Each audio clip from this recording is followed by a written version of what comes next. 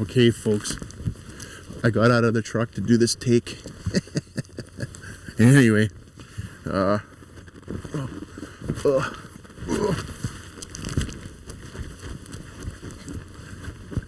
okay. Wayne has just walked down to the river. They've got this absolutely huge tom kind of blocked off in this block of timber, they think. They're hoping that he's not following the river and kind of pass straight through. So they're walking down to the river to see if he's done that or not. They usually don't cross the river unless they're pressured, especially right now because the rivers are hardly frozen. There are a lot of ice jams and there's still open water. We've got our fingers crossed that this cat has not crossed the river, folks, and that he's not going along the river and that he's still held up in this chunk of bush. Now, this is going to be one miserable cat to chase because he's along the river, and it's going to be a lot of this. And you know what? But that's okay. If it's a big, huge tom, man, it's well worth it. A little earlier, I was telling you that it's substantially warmer than when my boy shot his cat, like 6 degrees. It's like 2 degrees warmer. It's only minus 24 this morning. It's chilly. So, but anyway, we're ready to get in there and just give her. So I really hope that this cat cooperates and gives us a good chance. So stay tuned. Stay warm because we're going to have a hard time staying warm. Actually, it's not that bad. When you get out of the truck and you start moving, you're running through the forest, the only thing that freezes to death is, well, your lungs, your face, your fingers, and your feet. Not bad. Anyway, stay tuned. Yesterday we put in a really hard, long day driving around looking for tracks, and you know what? Trust me, driving around like that all day, it is hard. It's physically, like, it's just like, wow. It's mentally draining. It tires you right out. Of course, you know, at the end of the day, we found a huge tom track. Call in, because we got to call in Alberta every day to make sure that our zones are still open. It was only day 6 of that season, and that was the last day, unfortunately. So we weren't able to move on that track this morning, but we were able to come to another zone. Still driving around on day 2 here. Still looking for a cat. This ain't easy. I'll tell you that right now. Well, we had finally found a cat track. Only problem was we ran out of roads. It was time to get the quads off the truck, get the dog box hooked up, and get in the bush.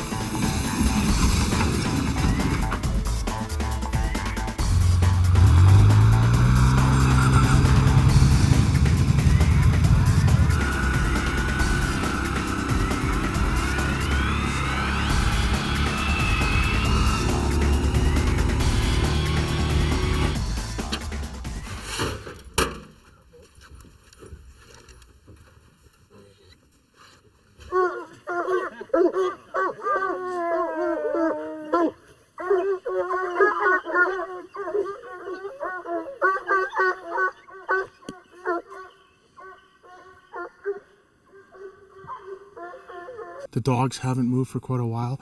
Unfortunately, this cat has crossed the fence into some private land. So one of the guys has gone to go and ask for permission to see if we can go in after him. Well, Wayne got permission. He calls me up on the phone. He says, Josh, get over here. Huh. Where's over here? No idea. I can hear the dogs barking over here, but I can't get there. On the quads we go, all the way around.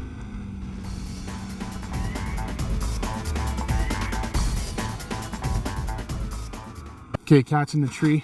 Finally got over to where we can walk in, and it's not 4 miles, so we can hear the dogs. They don't sound too far away. It's a good tom, so let's go in there and take a look, see what happens.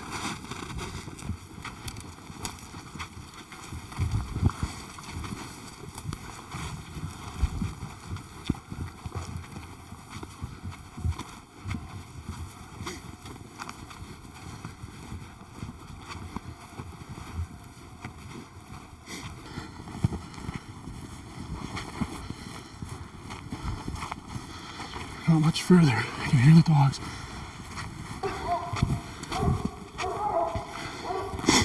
Man, that's a perfect shot. Wow.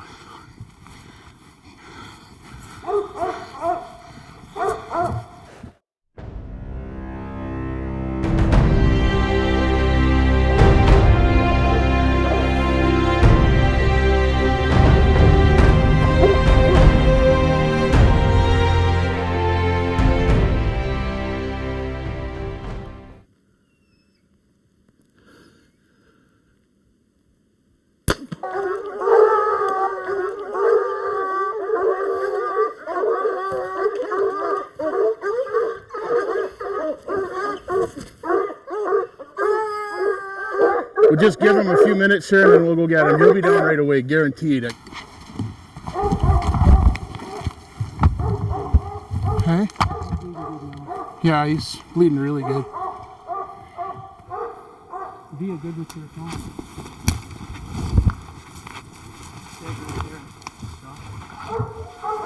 Heather, he's right there.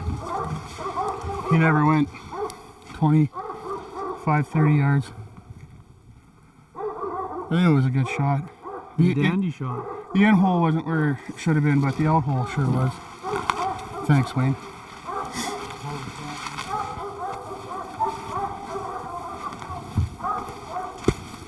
Yeah, he never went nowhere, folks. I knew that the out hole was where it needed to be. You can see the blood here. He's just painting the snow here.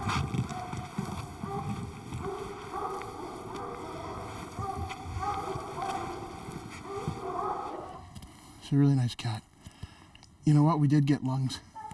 And we got lots of lungs. Yeah, you've got a good shot in there, Josh. Yeah, you know what? I wanted it, folks, about... You can see where the end hole is. It went in about his kidneys. Now, when you're shooting at these cats in a tree, you got to remember that they're vertical, right? Just like you can see them in the screen. And they're even more vertical for me because I'm a little bit lower than the camera up on the tripod.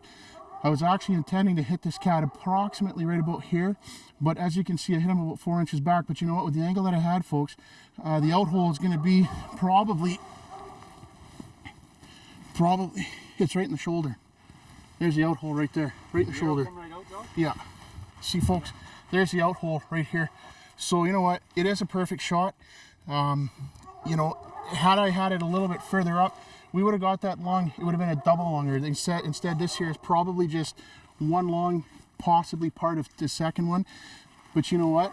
The proof is that this cat never went any further than 25, 30 yards, absolutely maximum. This is an absolutely beautiful Tom. When we first got to the base of the tree, I wasn't too sure what to think about him. He was kind of scrunched up the way he was sitting up there. You know what? After I shot him and he come down out of the tree, still wasn't sure. We walked up on him and you know what? He is just one thick Tom. He's got some beautiful features on him. He's got a really thick neck, big shoulders, and big hind end on him. You know what? He's missing a little bit of his tail. Big deal, folks. He's got some character. This cat's a little bit scarred up. He's got a fresh wound on him, probably from a whitetail or mule deer buck, or he got kicked or something, but it's a pretty sharp puncture wound, so he obviously was getting himself into a little bit of trouble. This cat's got a kill in here somewhere. He's got a pile of tracks in here. The dogs weren't sure which way to go for a little while, and then you know what? Wayne, CJ, and Scott got him redirected, and next thing you knew, this cat was sitting in a tree, folks. Unbelievable. I can't believe that. Like, the dogs, they never got released until 2:30 in the afternoon, and it was about 3 o'clock by the time we got him redirected. And after that, folks, this cat was in a tree immediately. It took us quite a while to get in here to where this cat was situated, but you know what? Once we got in here, he couldn't have been in a more perfect tree. There is a pile of big spruce in here, and there's a pile of everything in here, and you know what? He picked a poplar tree. It doesn't get any better for a bow hunter. I absolutely love this cat hunting. I love harvesting animals that harvest my deer that I love to hunt. So I like my elk and my deer the way they are, and my moose. And if I got something in the bush that's taking care of them, well, then I got to take care of what's taking care of them. So it feels good to come out here and make the world a safer place for the deer to live. So here he is, folks. He's an absolutely beautiful trophy.